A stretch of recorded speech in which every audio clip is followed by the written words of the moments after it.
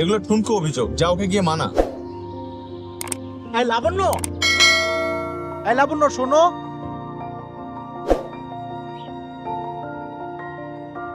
কেমন আছেন? ভালো। আপনি এখানে? এক বন্ধুর সাথে আসছিলাম। ও হচ্ছে গার্লফ্রেন্ড সামলাতে আসছে। হোস মানে নিজেকে সামলাতে পারে না, কিন্তু গার্লফ্রেন্ড সামলানোর মতো দুঃসাহস দেখাতে কার্পণ্য করে না। আপনি তো মনে হয় এসব খুব ভালো সামলাতে পারেন। না না, আমি এই দুঃসাহস দেখানোর সুযোগ পাইনি বা করিনি। Very bad. কাউকে দেখে এরকম জাজ করা উচিত না কিন্তু। আপনি কি হলে থাকেন নাকি? হুম, আমি এখানে একটা ফ্রেন্ডের সাথে দেখা করতে এসেছি হলে। আচ্ছা আমার বাসা উত্তরাতে। আচ্ছা, এখন কি আসছেন না চলে যাচ্ছেন? চলে যাচ্ছি। আচ্ছা আচ্ছা, আসি তাহলে। হ্যাঁ হ্যাঁ ঠিক আছে, থ্যাংক ইউ।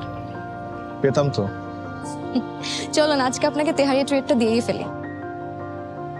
সত্যি সত্যি তেহারি খাবো? তো মিথ্যা মিথ্যা তেহারি খাওয়া যায় নাকি? চলো। এভাবে বসেছেন কেন? পড়ে যাবেন তো। না আমি ঠিক আছি, সরি। মামা মামুর লগের আইকা আমার তোরা ধরলো, এরকম তো কখনো হয় নাই। এই জন্যই বলেছিলাম ভালো মতন বসুন। কেমন? এটা আমারও খুব পছন্দের খাবার। তাই নাকি? না তাহলে তো ভালোই হলো, কোন একটা জিনিস তো কমন পাওয়া গেল।